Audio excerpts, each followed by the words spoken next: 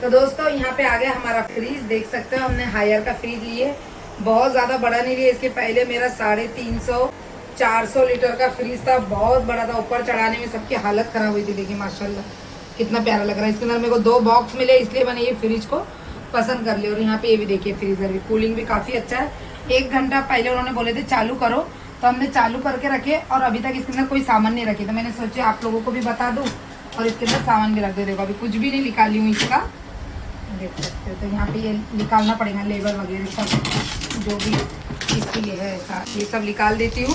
और सबसे पहले इसमें ड्राई फ्रूट रखती हूँ बिस्मिल्लाह बोल के, ताकि हम लोग हमेशा ड्राई फ्रूट खाते रहें। ला बेटा दे दे और सब ड्राई फ्रूट इधर।